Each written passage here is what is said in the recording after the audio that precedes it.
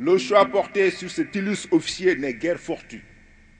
Au contraire, il témoigne de la reconnaissance des armées envers un officier et un citoyen sénégalais dont toute la vie et toute la carrière peuvent être offertes en exemple aux générations militaires et civiles.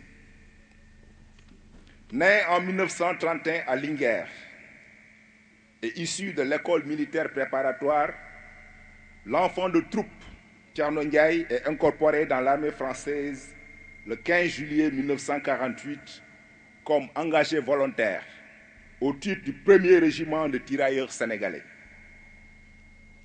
Il gravit rapidement les différents échelons. Caporal le 1er février 1949, caporal-chef 4 mois plus tard en juillet 1949, sergent le 1er novembre 1951, sergent-chef le 1er janvier 1958, adjudant le 1er janvier 1960. Entre-temps, à l'issue de son certificat interarmes, il est admis à l'école de formation des officiers des troupes d'outre-mer de Fréjus, dans le sud de la France. À l'époque, cette école sélectionnait les meilleurs parmi les cadres issus de l'armée coloniale pour en faire des officiers. Thierno Ndiaye s'y distingue par ses brillants résultats. Il en sortira le 15 juillet 1960, se classant parmi les tout premiers de la promotion. C'est ainsi qu'il devint officier, promu au grade de sous-lieutenant le 15 septembre 1960. Ses états de service au sein de l'armée française font ressortir le caractère d'un soldat de métier à travers ses nombreux séjours à l'étranger, notamment en Indochine en 2 reprises, en 1950 puis en 1954. Son courage, sa détermination et le professionnalisme dont il a toujours fait montre lui valent plusieurs actes de reconnaissance. En témoigne la citation à l'ordre de la brigade, avec attribution de la croix de la valeur militaire en 1958.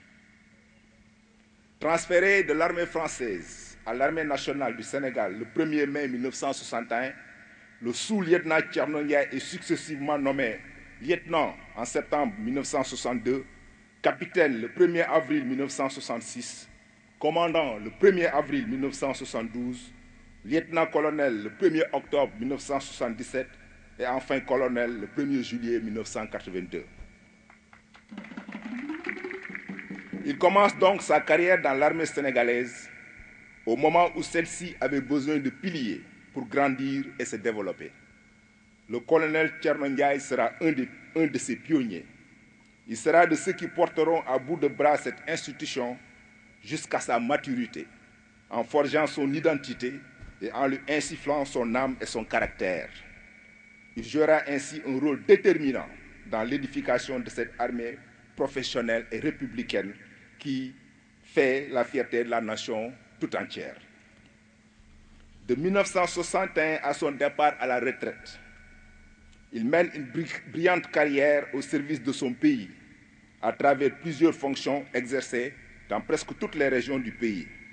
Il a été notamment, entre autres, commandant de la zone militaire ouest, chargé des fonctions de commandant de l'armée de terre le 16 juillet 1974, commandant de la zone militaire nord le 15 septembre 1976, commandant de la zone militaire centre, Kaolack, d'août 81 à juin 85.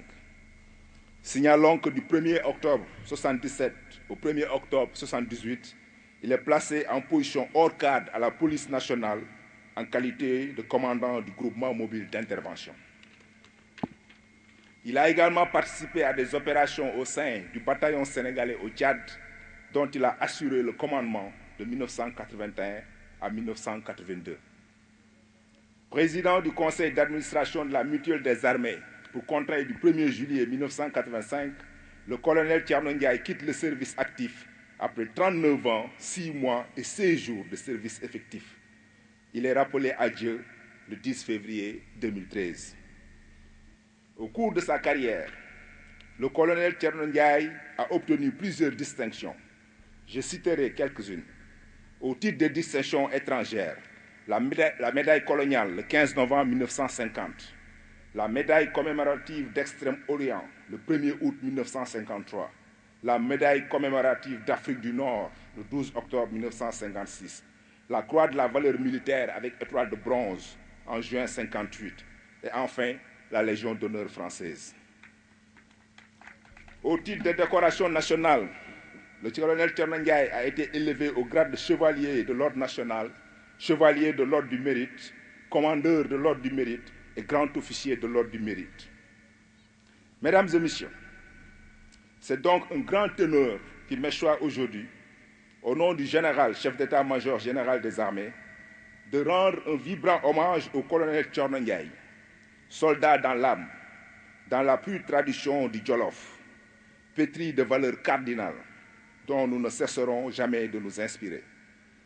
En baptisant ce temple de l'effort et de l'endurance qui est le CT2, camp colonel Thierno Ndiaye, le commandement place ce lieu si cher à nos armées sous le patronage d'un chef valeureux, un officier d'élite, un citoyen émérite et un grand serviteur de la nation sénégalaise. Puisse son esprit d'engagement, son sens de l'honneur et du devoir et ses qualités d'instructeur servir d'exemple et de source de motivation pour tous ceux qui franchissent la porte de ce centre d'entraînement en quête de savoir-faire tactique et technique.